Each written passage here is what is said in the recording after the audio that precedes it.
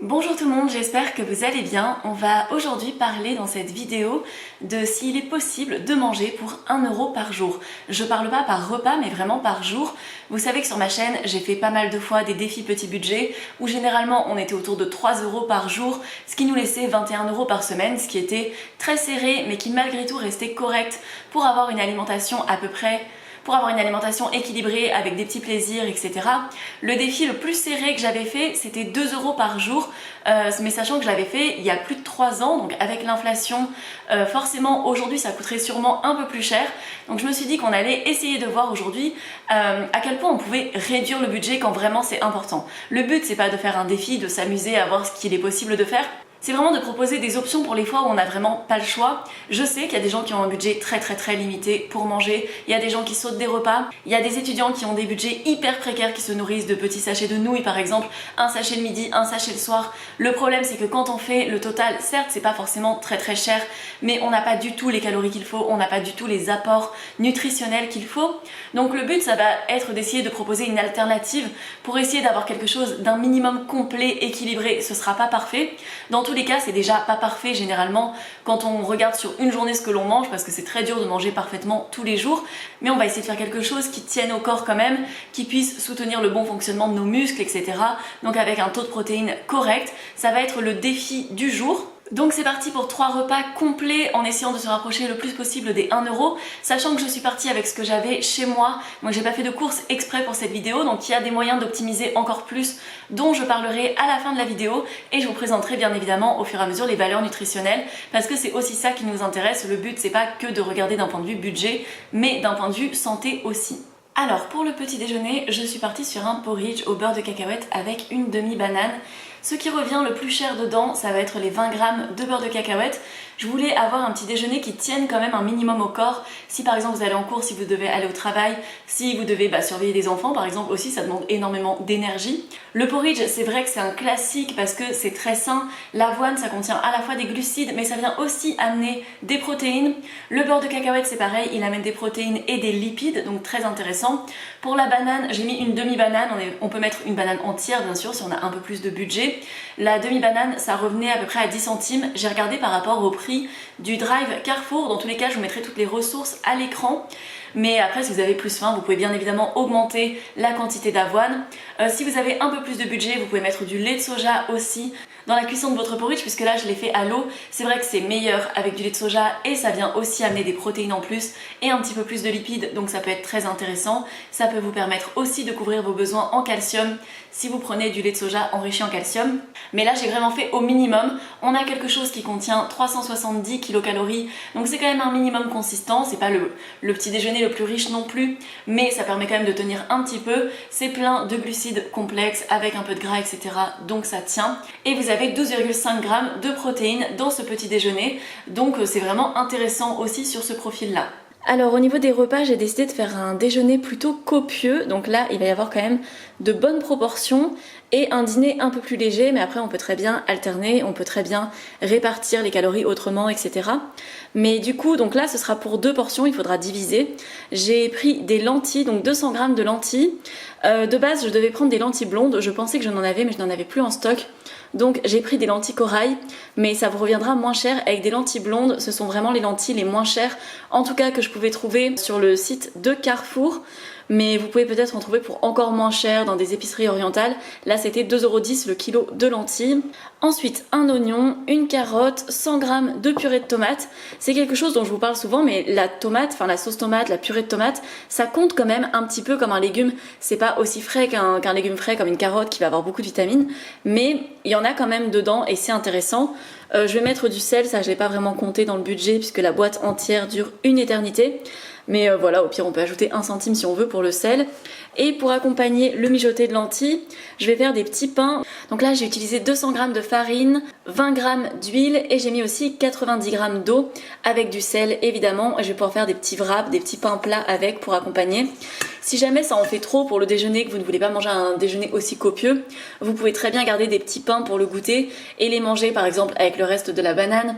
Vous pouvez les manger avec un petit peu de sucre. Vous pouvez mettre un petit peu de margarine et de sucre dessus par exemple, ça peut être bon aussi. Alors j'ai tout mis dans ma casserole sauf la purée de tomate et le sel que je viendrai mettre un petit peu plus tard. Et là ça peut être le moment de mettre de l'algue kombu si vous en avez en stock pour combler vos apports en iode. Ça peut vraiment être intéressant d'en intégrer dans votre alimentation. Là je vais pas en mettre, mais ça reviendrait à peu près à 10 centimes et ça couvre vos apports en iode pour une semaine. Donc ça peut vraiment être intéressant d'en mettre de temps en temps dans votre alimentation. Alors ça manque de petites touches de déco, mais on n'est pas là pour ça aujourd'hui. On a donc le mijoté de lentilles à la tomate avec carottes, oignons. On a les petits pains à côté. On obtient donc au final, par personne, on a 850 kilocalories. On a 36 grammes de protéines et tout ça pour 45 centimes. Donc ça dépasse un petit peu le budget. Pas d'énormément non plus, on peut très bien le réduire en enlevant un petit peu de pain, etc. Après moi j'avais envie de le faire vraiment comme ça et j'avais envie d'un déjeuner vraiment copieux. Donc après vous adaptez selon ce que vous aimez, selon ce que vous avez. Et c'est un repas qui peut se décliner avec plein de légumineuses, avec les légumes que vous avez. Si vous avez moyen de récupérer des légumes de voisins, etc. Ça peut vous permettre d'en mettre un petit peu plus. Pareil, vous pouvez améliorer le plat avec du lait de coco par exemple, ou avec un petit peu de yaourt de soja, des épices. Tout ce qu'on peut ajouter en fait vient ajouter un petit peu de budget mais amènera aussi encore plus de saveur. Là on est sur quelque chose qui est bon quand même, qui est très simple, mais après si vous avez plus de budget vous pouvez l'améliorer. Ce qui est bien c'est que c'est quand même une assiette très nutritive. Alors pour le dîner on va faire quelque chose d'extrêmement simple, des pâtes aux épinards avec un tout petit peu de crème de soja. Lorsque les légumes frais sont vraiment trop chers et pour quand même pouvoir intégrer des légumes dans votre alimentation, les légumes surgelés c'est vraiment une bonne alternative. Même si vous avez qu'un freezer par exemple, ça se garde quelques jours aussi au freezer, même dans un petit frigo étudiant. Et par exemple sur le drive de Carrefour, les épinards étaient à 1,19€ le kilo alors qu'ils étaient beaucoup plus chers que ça en frais. Donc ça peut vraiment être une bonne astuce. Vous avez aussi d'autres légumes qui coûtent parfois moins cher en surgelé qu'en frais, comme les brocolis, les choux-fleurs. Et c'est vraiment intéressant d'en intégrer de bonnes portions dans son alimentation, notamment les légumes verts qui ont vraiment énormément d'intérêt nutritionnel. Je cuisine ça avec des pâtes, donc des pâtes à base de blé. Ça contiendra un peu de protéines. Là je mettrai pas de source de protéines en plus, mais on en parlera après. Et la crème de soja c'est juste pour amener un petit peu de goût et de crémeux. Et je mettrai simplement du sel et du poivre dessus. Mais on peut compléter avec de la levure maltée par exemple, ça peut être très bon aussi. Et voici pour ce dîner express, c'est très simple mais honnêtement les pâtes aux épinards c'est très bon aussi. Et parfois les repas simples ça fait du bien, ça permet d'inclure plein de verdure dans son assiette et on est quand même sur des assiettes assez généreuses et ça fait du bien d'avoir un repas avec du vert un petit peu aujourd'hui. Donc pour ces 3 repas, on a à peu près 1700 kilocalories, on est dans les 65 grammes de protéines. Je vous afficherai dans tous les cas les valeurs nutritionnelles à l'écran. On obtient tout ça pour 1,15€, donc on est un petit peu au-dessus du budget de 1€, ça reste un budget très très serré. Si on veut le réduire par exemple, on peut substituer le beurre de cacahuète qui coûtait 8€ le kilo. On peut trouver en épicerie orientale des cacahuètes par exemple décortiquées pour 4€ le kilo. On peut remplacer aussi par des graines de tournesol par exemple, ou si on a accès à des noix de Grenoble gratuitement, à des amandiers, etc. Ça peut permettre de mettre aussi des oléagineux à très petit prix dans son alimentation. Donc juste en substituant par exemple par des cacahuètes qui sont pas en beurre de cacahuète, on gagne à peu près 8 centimes. Donc ça passerait à 1,07€ pour la journée. Après on peut réduire sur là où l'on peut. Après le but c'est vraiment pas de manger pour 30€ par mois, c'est un budget très très serré. Si vous êtes dans une situation de précarité, n'hésitez pas à voir s'il n'y a pas des associations, s'il n'y a pas des solutions pour vous aider, parce que tout le monde a le droit de manger à sa faim et de manger correctement. Il n'y a vraiment aucune honte à se faire aider si on est dans une situation trop difficile. Si pour une raison ou une autre ces aides ne vous sont pas accessibles pour le moment, s'il y a un imprévu qui a totalement compliqué votre budget et qui fait que vous vous retrouvez obligé de manger avec très peu, vous pouvez aussi regarder du côté des paniers de récup, donc par exemple Too Good To Go, Phoenix, qui vous permettent d'avoir des légumes invendus. Souvent les paniers de fruits et légumes invendus pour 4-5€ peuvent être très intéressants. J'avais déjà fait un défi très petit budget avec ces ressources-là et ça m'avait permis de manger plein de fruits et légumes à vraiment moindre coût, puisque ça a quand même un coût là finalement. Dans le budget total, il y a à peu près 30-40 centimes qui sont pris par les fruits et légumes, sachant qu'on remplit à peu près 3 portions de fruits et légumes pour la journée, ce qui est correct. C'est pas les 5 portions de fruits et légumes, mais c'est quand même un minimum d'essence, ça permet d'amener des fibres, des vitamines, etc.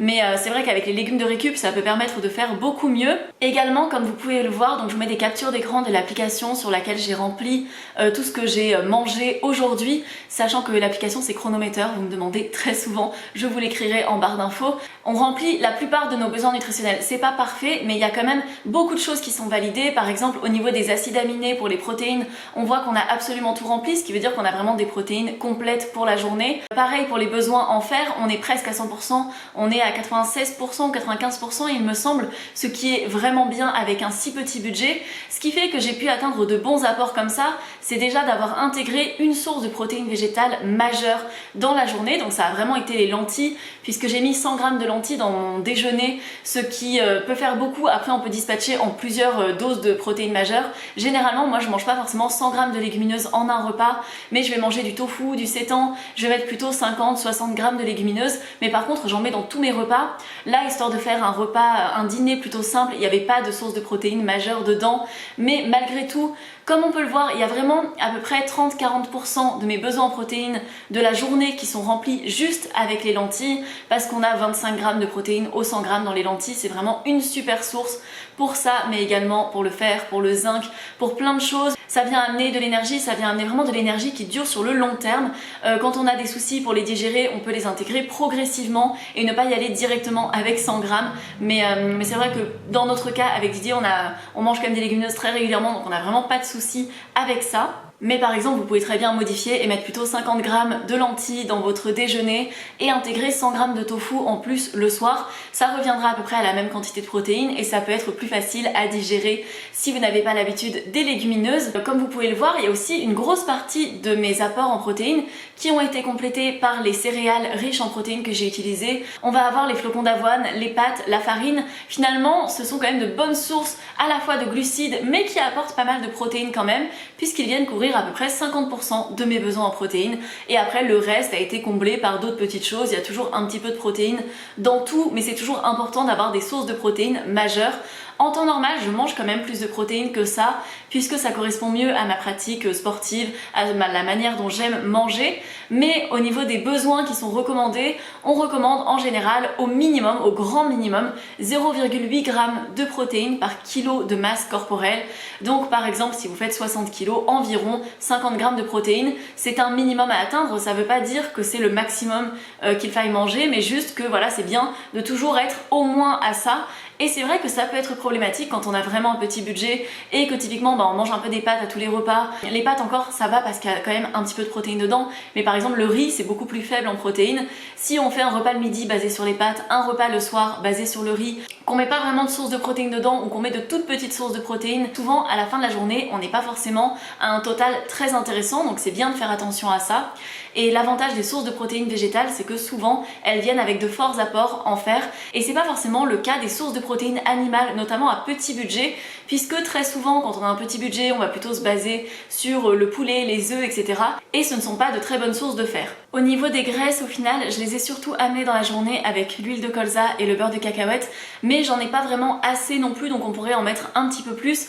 Après c'est rare que j'ai exactement 100% de tous mes apports à chaque fois que j'ai pu calculer ce que je mangeais. J'ai jamais parfaitement 100% de tout. Souvent j'ai soit mangé plus de glucides et moins de lipides, soit j'ai mangé plus de lipides. L'équilibre ne se fait pas en une seule journée, mais si vous avez tendance à manger comme ça, vous pouvez voir pour optimiser un peu, ajouter plus de bonnes graisses aussi. C'est pareil, là j'ai utilisé de l'huile de colza parce que c'était vraiment la moins chère avec l'huile de tournesol et que je préférais l'huile de colza d'un point de vue valeur nutritionnelle.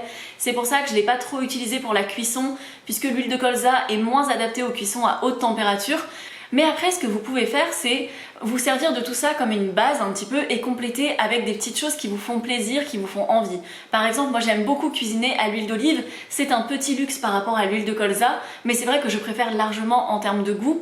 Et on peut très bien se dire que tout ça, ça vous sert de base par exemple pour, pendant une période où vous êtes un peu en difficulté, miser sur 40-45 € par mois pour avoir vos apports de base et après venir enrichir tout ça avec peut-être une vingtaine d'euros que vous intégrez pour les aliments qui vous font plaisir. Vous restez à un budget très raisonnable, 65 € par mois c'est très peu, ça demandera de beaucoup cuisiner maison, etc. Donc voilà, je dis pas qu'il faut manger pour ce prix là, si vous avez le budget pour manger pour beaucoup plus, faites-le, mais gardez une marge pour intégrer des choses qui font plaisir aussi, pour compléter un petit peu. Par exemple, là nos apports en calcium ne sont pas totalement remplis. Ils l'auraient été si on avait mis du tofu par exemple dans la journée. Donc voilà, il y a des aliments, selon les jours, on mange pas pareil, qui viennent compléter un petit peu tout ça.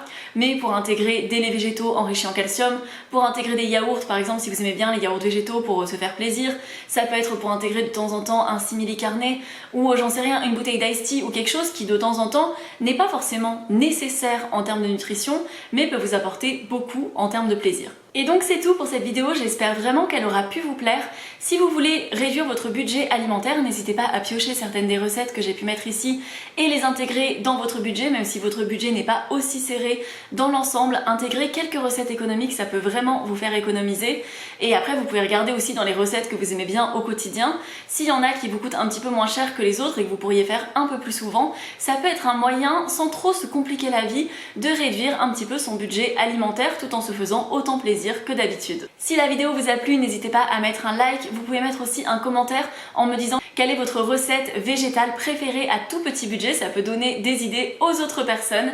Et si vous ne voulez rien manquer de ce qui va venir sur ma chaîne où je parle de budget, d'alimentation et un peu d'écologie, enfin de plein de sujets différents, n'hésitez pas à vous abonner, c'est gratuit, ça me soutient énormément et je poste en moyenne une vidéo tous les 5 jours. Voilà, c'est tout pour moi. On peut aussi se retrouver sur Instagram, c'est Mûre et Noisette également, enfin c'est mon pseudo absolument partout. Également sur mon podcast où j'ai 4 épisodes pour le moment. Et voilà, je vous fais de gros bisous et je vous dis à très bientôt. Ciao ciao!